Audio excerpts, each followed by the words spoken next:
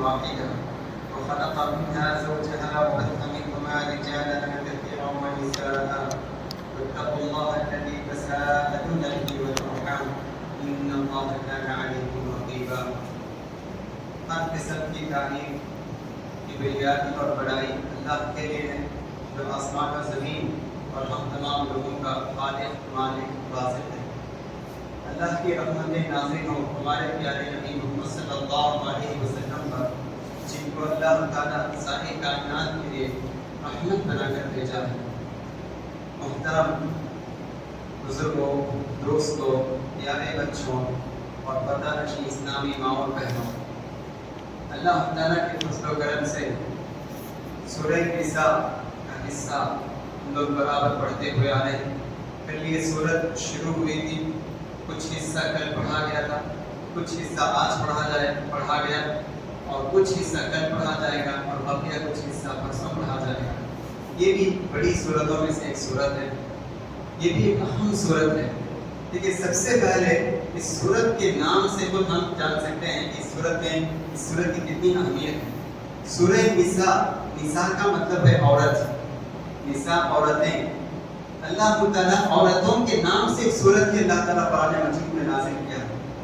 مردوں کے نام سے قرآن میں کوئی صورت نہیں، رجال ایسی کوئی صورت نہیں، لیکن اللہ تعالیٰ نے عورتوں کے نام سے خاص طور سے اللہ تعالیٰ نے یہ صورت نازل کی ہے، تو اس سے ہم عورتوں کا مقام اور مرتبہ ہم معلوم کر سکتے ہیں. دیکھیے دین اسلام سے پہلے جاہلیت میں عورتوں کے ساتھ گائے بکری جیسا سلوک ہوتا تھا. ان کا کوئی احترام نہیں، ان کو انسان ہی نہیں سمجھتے تھے، بلکہ وہ گائے اور بکری سے بھی زیادہ بدتر سلوک ان سے کرتے تھے. لوگ ان کو بیچتے تھے، خریدتے تھے، ان کو ایک کھلونا سمجھتے تھے، ان کی کوئی حیثیت نہیں. اللہ تعالیٰ قرآن مجید میں کہتا ہے کہ وہ لڑکی کی پیدائش کو اپنے لیے عار سمجھتے تھے، شرم محسوس کرتے تھے. وَإِذَا بُشِّرَ أَحَدُهُم بِالْأُنثَىٰ ظَلَّ وَجْهُهُ مُسْوَدًّا وَهُوَ كَظِيمٌ. اللہ تعالیٰ قرآن مجید میں فرماتا ہے جاہلیت میں اگر کسی کو لڑکی کی پیدائش کی خوشخبری سنائی جاتی تو انتہائی غم کی وجہ سے ان کا چہرہ بدل جاتا تھا، ان کے چہرے کا رنگ بدل جاتا تھا، کالا ہو جاتا تھا. ظَلَّ وَجْهُهُ مُسْوَدًّا وَهُوَ كَظِيمٌ. انتہائی غم میں ہوتے تھے اور سوچتے تھے کہیں چھپ جائے یا اس بچی کو زمین میں دفن کر دیں. سبحان اللہ. اس سے ہم اندازہ لگا سکتے ہیں کہ جاہلیت میں کیسے وہ لوگ عورتوں کے ساتھ سلوک کرتے ہیں. کوئی مقام اور مرتبہ نہیں، بلکہ قرآن مجید میں یہاں پہ اللہ تعالیٰ کہتا ہے، اس کی طرف اشارہ کرتا ہے کہ جاہلیت میں لڑکیوں کو زندہ دفن کرتے تھے. قرآن مجید میں اللہ تعالیٰ کہتا ہے وَإِذَا الْمَوْءُودَةُ سُئِلَتْ. قیامت کے دن جو لڑکیاں جن کو زندہ دفن کی گئی، قیامت کے دن اللہ تعالیٰ ان سے سوال کرے گا کس گناہ کی وجہ سے، کس جرم کی وجہ سے تمہارے باپ داداؤں نے تمہیں زندہ دفن کیا. تو یہ تمام سے ہم اندازہ لگا سکتے ہیں کہ عورتوں کے ساتھ کس قدر بدتر سلوک کیا گیا. لیکن اللہ تعالیٰ نے عورتوں کے مقام کو بہت بلند کیا، ماں کی شکل میں، بیٹی کی شکل میں، بہن کی شکل میں، ہر اعتبار سے اسلام نے عورت کا مقام کو بہت بلند کیا. نبی کریم صلی اللہ علیہ وسلم سے ایک صحابی نے پوچھا من احق الناس، اے اللہ کے رسول میرے حسن سلوک کے سب سے زیادہ حقدار کون ہے؟ تو اللہ کے رسول صلی اللہ علیہ وسلم نے کہا تمہاری ماں. پھر انہوں نے پوچھا، پھر آپ نے کہا قال امک، تمہاری ماں، تمہاری ماں. 3 مرتبہ اللہ کے رسول صلی اللہ علیہ وسلم نے کہا تمہاری ماں، اور پھر آخر میں آپ نے کہا کہ تمہارے باپ. یہ اللہ کے رسول صلی اللہ علیہ وسلم نے کہا ماں کے تعلق سے. اور اسی طرح اللہ کے رسول صلی اللہ علیہ وسلم نے بیوی کے تعلق سے کہا خیرکم لأہلی وانا خیرکم لأہلی. تم میں سے بہترین آدمی وہ ہے جو اپنے گھر والوں کے ساتھ اچھا برتاؤ کرتا ہے، اور میں تم میں سے بہترین ہوں اور میں اپنے گھر والوں کے ساتھ اچھا برتاؤ کرتا ہوں. دیکھیے ماں کے اعتبار سے، بیوی کے اعتبار سے اور بیٹی کے اعتبار سے بھی اسلام نے عورت کا مقام بہت ہی بلند کیا. اللہ کے رسول صلی اللہ علیہ وسلم فرماتے ہیں جس کسی کو اللہ تعالیٰ بیٹیاں عطا کرتا ہے اور بیٹی کی تربیت پر اور اس میں جو کچھ مشکلات پریشانیاں آتی ہیں اس پر وہ صبر کرتا ہے، تو اللہ کے رسول صلی اللہ علیہ وسلم فرماتے ہیں کن سترا من النار، کہ یہ لڑکیاں قیامت کے دن جہنم کے آگ سے بچنے کا ایک ذریعہ ثابت ہوں، ان کے لیے ڈھال کی حیثیت بن جائیں گی. تو وہ اپنے ماں باپ کو جہنم میں جانے سے روک سکتی ہیں، ستر من النار، کہ گویا کہ پردہ ڈھال ہو جائیں گے. تو اس سے معلوم ہوتا ہے کہ اسلام نے عورتوں پر کتنا بڑا مقام بلند کیا ہے. تو اسی کی طرف سورہ نساء میں اللہ تعالیٰ اشارہ کرتا ہے. دیکھیے خود غریب میں بھی، ہندوستان میں بھی عورتوں پر بہت ظلم ہوتا ہے. ستی کا رسم بہت مشہور ہے کہ جب شوہر کا انتقال ہو جاتا تو اسی کے ساتھ ساتھ عورت کو بھی جلا دیتے تھے، عورت کو بھی قتل کر دیتے تھے. تو یہ ستی کے رسم کے نام سے بہت مشہور ہے. تو اسلام نے عورتوں کا مقام بہت بلند کیا. کہنے والوں نے یہاں تک کہا کہ عورت ایک نئی مخلوق ہے، عورت ایک نئی مخلوق ہے جو اسلام کے بعد وجود میں ہے. اسلام نے اس وجود بخشا ہے. یہاں تک مورخین نے سارے تاریخی واقعات کو پڑھ کر اس کا تجزیہ کر کے انہوں نے یہ نتیجہ پیش کیا کہ عورت ایک نئی مخلوق ہے جو اسلام کے وجود میں ہے. تو بہرحال آج بھی ہمارے معاشرے میں ہم دیکھتے ہیں کہ لڑکی اگر پیدا ہوتی ہے بعض لوگ اس کو جو ہے اس سے زیادہ خوش نہیں ہوتے ہیں. لڑکی پیدا ہو گئی، اس کی تربیت کرنا، اس کی شادی کرنا میرے لیے تکلیف ہے، میرے لیے مشقت ہے. نہیں، مشقت نہیں، تکلیف نہیں سمجھنا چاہیے. لڑکی کی پیدائش کو بھی باعث خیر اور برکت سمجھنا چاہیے، کیونکہ اللہ کے رسول صلی اللہ علیہ وسلم نے کہا کہ یہ عورتیں اگر تم اس کی تربیت میں، ہاں ضرور کچھ نہ کچھ تکلیف اور اس کی پریشانی تو آئے گی، لیکن جب اس پر تم صبر کرو گے تو یہ قیامت کے لیے تمہارے لیے جہنم سے بچنے کا ایک ذریعہ ثابت ہوگی. تو اسی طرح سورہ نساء میں اللہ تعالیٰ نکاح کے تعلق سے بھی کہتا ہے. میں کل جو پڑھاتا ہوں اور آج جو پڑھاؤں دونوں کو کچھ ملا کے میں بتا دیتا ہوں. تو اسی طرح سورہ نساء میں اللہ تعالیٰ شادی کے تعلق سے بھی کہتا ہے کہ اللہ تعالیٰ کہتا ہے فَانكِحُوا مَا طَابَ لَكُم مِّنَ النِّسَاءِ، کہ جو بھی مرد اور عورت شادی کے عمر کو پہنچ گئے ہیں تو ان کو چاہیے کہ وہ نکاح کریں. نکاح ایک سنت ہے، نبی کریم صلی اللہ علیہ وسلم کی سنت ہے، بلکہ انبیاء کی بھی ایک سنت ہے. اسی سے ایمان مکمل ہوتا ہے، اسی سے عفت پاک دامنی حاصل ہوتی ہے، آنکھوں کی حفاظت ہوتی ہے، شرمگاہ کی حفاظت ہوتی ہے. اللہ کے رسول صلی اللہ علیہ وسلم نے شادی پر ابھارا ہے. اللہ کے رسول صلی اللہ علیہ وسلم نے کہا یا معشر الشباب من استطاع منکم الباءۃ فلیتزوج، اے نوجوانوں تم میں سے جو شادی کرنے کی طاقت ہے، تم میں سے جس کو شادی کرنے کی طاقت ہے اس کو چاہیے کہ وہ شادی کرے. فإنه أغض للبصر، اللہ کے رسول نے فرمایا اس شادی کی وجہ سے نظروں کی حفاظت ہوتی ہے اور شرمگاہ کی بھی حفاظت ہوتی ہے. شادی کرنے کے بعد انسان غلط نگاہوں سے کسی کو نہیں دیکھے گا اور اپنے شرمگاہ کی بھی حفاظت کر سکتا ہے. تو یہ اللہ تعالیٰ شادی کا بھی حکم دیتا ہے. دیکھیے شادی اسلام میں بہت آسان ہے، لیکن آج ہم نے شادی کو اتنا مشکل بنا دیا کہ سارے رسم و رواج کے اندر اس کو جگڑ کر شادی آج ایک بہت مشکل کام ہو گیا ہے. حالانکہ ہم شریعت میں جب ہم دیکھتے ہیں تو شادی ایک بہت آسان کام ہے. اللہ کے رسول صلی اللہ علیہ وسلم کے زمانے میں کئی صحابہ کی شادی ہوئی اور بعض صحابہ کی شادی ہوئی اللہ کے رسول کو خبر تک بھی نہیں. تو شادی بہت آسان تھی، لیکن آج ہم شکرانہ یہ رسم اور پھر شادی کے بعد توقع رہائے اور یہ دعوتوں کا سلسلہ اتنا مشکل ہو گیا ہے کہ آج ہم سمجھتے ہیں شادی کرنا تو اس کے لیے برسوں سے ہم تیاری کرنا یہ سمجھتے ہیں. حالانکہ اسلام میں ایسے کوئی رسم و رواج نہیں، کوئی یہ ساری چیزیں نہیں ہیں. اسلام میں شادی بہت آسان ہے. جب ہم مشکل بنا دیں تو زناکاری، بے حیائی اور فحاشی کے جو بھی کام ہیں آج بالکل معاشرے میں عام ہوتے جا رہے ہیں اور زیادہ ہوتے جا رہے ہیں. تو ضرورت ہے کہ ہم اسلام میں جو شادی کا جو نظریہ پیش کیا گیا ہے اس کو ہم اپنائیں اور اس پر ہم عمل کرنا چاہیے. اسی طرح آج ہم دیکھتے ہیں جو لڑکے شادی کی عمر کو پہنچ گئے ہیں لیکن وہ تیار ہیں، والدین تیار ہیں، یا والدین تیار ہیں لڑکے تیار ہیں، تو ایسا بھی نہیں ہونا چاہیے. جیسے ہی شادی کی عمر کو پہنچ جائے تو آدمی کو چاہیے کہ جلدی کرے، پہل کرے کہ نیک کام میں دیری نہیں ہونی چاہیے، شادی کر لینی چاہیے، اس میں خیر و برکت ہے. تو اللہ کے رسول صلی اللہ علیہ وسلم تو اللہ تعالیٰ شادی کے تعلق سے بھی ان آیتوں میں کہتا ہے. اور پھر اس کے بعد وراثت کے بارے میں بھی ہم گزشتہ کل رات میں نے ہم لوگوں نے تفصیل سے ہم کچھ سنے تھے. تو اللہ تعالیٰ وراثت کے بارے میں کہتا ہے لڑکیوں کا حصہ بھی اللہ تعالیٰ کہتا ہے. ہاں لڑکیوں کے لیے لڑکی اور لڑکے ہیں تو لڑکوں کو 2 حصے ملیں گے، لڑکی کو 1 حصہ ملے گا. یہ اللہ تعالیٰ کہتا ہے. لڑکوں کو 2 حصہ، لڑکی کو 1 حصہ. اس کے بہت سارے وجوہات ہیں. لڑکی وہ نانا نفقہ کی ذمہ دار نہیں، وہ جو کچھ اس کو پیسہ حاصل ہوتا ہے وہ اپنے لیے، لیکن لڑکی کے لیے 2 حصے ہیں، کیونکہ وہ سارے خاندان اور سارے فیملی کا وہ ذمہ دار ہوتا ہے، اسی کو خرچ کرنا پڑتا ہے۔ اگر فیملی میں سے کوئی بچہ بیمار ہو جائے، بیوی بیمار ہو جائے، ماں بیمار ہو جائے، باپ بیمار ہو جائے، اسی کو خرچ کرنا پڑتا ہے، وہی ساری اخراجات کا ذمہ دار ہوتا ہے۔ تو اسی لیے اللہ تعالیٰ نے بہت سارے نصیحتوں کے تحت لڑکوں کو اللہ تعالیٰ نے 2 حصے مقرر کیے ہیں، لڑکی کو 1 حصہ، بیٹی کا بھی حصہ ہے، بہن کا بھی حصہ ہے، ماں کا بھی حصہ ہے، دادی کا بھی حصہ اللہ تعالیٰ نے قرآن مجید میں مقرر کیا ہے۔ دیکھیے عورتوں کو وراثت میں حق ہے، یہ اسلام نے دیا۔ جیسا کہ میں نے اس سے پہلے کہا، عورت کو کوئی مخلوق ہی ہم تصور نہیں کرتے تھے۔ جاہلیت کے زمانے میں اسلام سے پہلے عورتوں کو گائے اور بکری کی طرح سمجھتے تھے، ان کے ساتھ کوئی اچھا برتاؤ نہیں کرتے تھے، خریدتے تھے، بیچتے تھے، کوئی حق نہیں۔ لیکن اسلام نے ان کو اعزاز عطا کیا، ان کا مقام کو بلند کیا، وراثت میں حق عطا کیا۔ لیکن آج ہم دیکھتے ہیں بہن کا حق ہڑپ کر لیتے ہیں، بیٹی کا حق نہیں دیتے ہیں، ایسے بہت سارے ہم واقعات سنتے ہیں۔ لیکن کسی کا حق ہڑپ کرنا یہ بہت بڑا گناہ ہے۔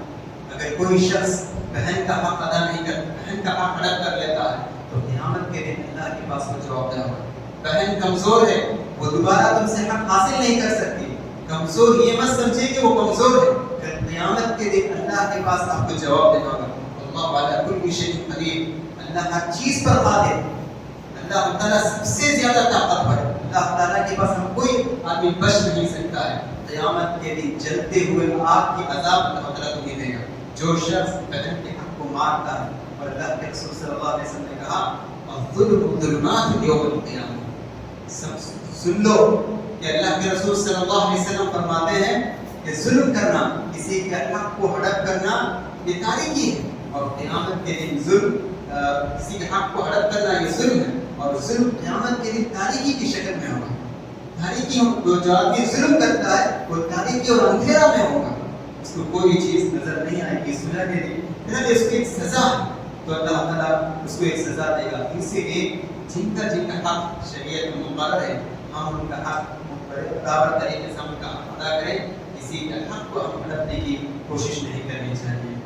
اسی طرح اللہ تعالیٰ سورہ نساء میں جہاں شادی کا ذکر کرتا ہے، وہیں ایک دوسرے کے حقوق کا بھی اللہ تعالیٰ ذکر کرتا ہے کہ شادی کے بعد ایک دوسرے خوشگوار زندگی بسر کرنا چاہیے، اچھی زندگی بسر کرنا چاہیے، تو اللہ تعالیٰ دونوں کے حقوق بیان کرتا ہے۔ تو عورت کو چاہیے کہ وہ شوہر کا حق ادا کرے، اس کا احترام کرے، اس کی عزت کرے، اس کی باتوں کی اطاعت کرے، اور مرد کو چاہیے کہ عورت کے ساتھ اچھا برتاؤ کرے۔ وَعَاشِرُوهُنَّ بِالْمَعْرُوفِ، کہ اللہ کہتا ہے تم عورتوں کے ساتھ اچھا برتاؤ کرو، اور اللہ کے رسول صلی اللہ علیہ وسلم فرماتے ہیں کہ لا يفرق مؤمن مؤمنة إن كره منها خلقا رضي منها خلقا، کوئی مومن کسی مومن عورت کو ناپسند نہ کرے، کوئی مومن مرد کسی مومن عورت کو ناپسند نہ کرے، اگر وہ اس کی ایک عادت سے اگر اس کی ایک عادت اگر پسند نہیں آئی تو بہت ممکن ہے کہ اس کی کوئی دوسری عادت اس کو اچھی لگے گی۔ اگر وہ چہرے کے اعتبار سے اگر خوبصورتی میں کچھ کمی ہے تو علم میں، عمل میں وہ کچھ آگے رہے، تو اس کو دیکھ کر آپ مطمئن ہو جائیں۔ اگر وہ کسی اور چیز میں کمی ہے تو ممکن ہے پکانے میں، اطاعت و فرما برداری میں وہ بہت اچھی ہے، تو اس اعتبار سے خوش ہو جائیے، مطمئن ہو جائے۔ تو صرف کچھ کمی کی وجہ سے کسی عورت کو ستانا، تکلیف دینا، یہ اسلام کی نظر میں بہت بڑا گناہ ہے۔ یہی اللہ تعالیٰ کہتا ہے عاشروہن بالمعروف، عورتوں کے ساتھ اچھا برتاؤ کرو۔ اللہ کے رسول صلی اللہ علیہ وسلم حجۃ الوداع کے موقع پر بہت بڑا مجمع، صحابہ کا مجمع، صحابہ سے خطاب کرتے ہوئے اللہ کے رسول فرماتے ہیں استوصوا بالنساء، کہ اے میرے صحابہ میں تمہیں عورتوں کے تعلق سے میں تمہیں وصیت کرتا ہوں، میں تمہیں نصیحت کرتا ہوں تم ان کے ساتھ اچھا برتاؤ کرو۔ یہ اللہ کے رسول صلی اللہ علیہ وسلم نے فرمایا۔ اور پھر آگے اللہ تعالیٰ فرماتا ہے کہ اگر میاں بیوی میں کچھ اختلاف ہو گئے، کچھ ناچاکیاں ہو جائیں، کہ ایک دوسرے کو سمجھنے سے قاصر ہیں، ہمیشہ اختلاف اور جھگڑے ہوتے ہیں، تو ان جھگڑوں کو کیسے حل کرنا چاہیے؟ اللہ تعالیٰ اس کے اسٹیپس ذکر کرتا ہے، اس کے مراحل ذکر کرتا ہے کہ فوراً اگر کچھ ناچاکی ہو جائے تو طلاق اور خدا تک نہیں پہنچنا ہے، اس کو حل کرنے کے طریقے اللہ تعالیٰ قرآن مجید میں بیان کرتا ہے۔ ہم پڑھتے نہیں، یہی ہمارا مسئلہ ہے۔ تو اللہ تعالیٰ کہتا ہے فَعِظُوهُنَّ، تو مرد کو چاہیے کہ عورت کو سمجھائیں کہ دیکھو تم میرے اندر جو کمی دیکھ رہے ہو یہ کمی نہیں ہے، یہ کوئی خاص کسی مجبوری کی وجہ سے میرے سے غلطی ہو گئی، ایسا نہیں ہے۔ اگر اسی طرح عورت میں کچھ کمی ہے تو عورت کو چاہیے کہ مرد کو سمجھائیں، دیکھو میرے اندر ایسی کمی نہیں ہے، اس کو نصیحت کریں، اس اچھی باتوں سے سمجھائیں، سمجھانا چاہیے، بتانا چاہیے کہ یہ کمی نہیں۔ تو اللہ کہتا ہے فَعِدُوهُنَّ، اور پھر بات نہیں سمجھی تو آخری مرحلہ یہ ہے کہ مرد کی طرف سے ایک عقل مند آدمی، ایک خیر خواہ آدمی جائیں، اور عورت کی طرف سے ایک خیر خواہ آدمی، عقل مند آدمی آئیں، اور دونوں مسئلے کو حل کرنے کی کوشش کریں۔ اللہ کہتا ہے کہ یرید اصلاح یوفق اللہ بینہما، اگر وہ دونوں آدمی اگر حقیقت میں اصلاح کرنا چاہتے ہیں تو اللہ تعالیٰ انہیں ضرور مل جل کر رہنے کی اللہ تعالیٰ انہیں توفیق دے گا۔ تو دیکھیں کتنے یہ مراحل ایسے ہیں کہ اگر ہم ان پر عمل کریں تو طلاق اور خلا کی نوبت ہی نہیں آئے گی۔ لیکن آج ہم دیکھتے ہیں کہ جب کبھی کچھ ناچاتی ہوتی ہے، غلط فہمی ہوتی ہے، کوئی میاں بیوی کے درمیان کوئی جھگڑا ہو جاتا ہے تو جو بہت سارے لوگ طلاق اور خلا کے فوراً مسئلے پر آؤ کرتے ہیں کہ یہ ساری باتیں نہیں ہونی چاہیے، بلکہ اس سے پہلے جو مراحل ہیں یہ سارے مراحل ہمیں طے کرنا ہے، اور آخری مرحلہ ہے طلاق اور خلا کا مرحلہ، یہ اللہ تعالیٰ ہمیں ذکر کرتا ہے۔ یہ کتنی پیاری پیاری نصیحتیں ہیں، یہ سب باتیں قرآن میں موجود ہیں لیکن ہم جانتے نہیں، پڑھتے نہیں، اسی لیے اللہ تعالیٰ جیسا کہ میں نے آگے میں پڑھا افلا یتدبرون القرآن، کیا وہ لوگ قرآن کی آیتوں پر غور نہیں کرتے، قرآن کی آیتوں کو سمجھنے کی کوشش نہیں کرتے۔ اللہ تعالیٰ سورہ اور ایک جگہ بار بار اللہ تعالیٰ کہتا ہے وَلَقَدْ يَسَّرْنَا الْقُرْآنَ لِلذِّكْرِ، ہم نے نصیحت حاصل کرنے کے لیے قرآن کو بہت آسان کیا ہے، منتظر یا کوئی نصیحت حاصل کرنے والا ہے۔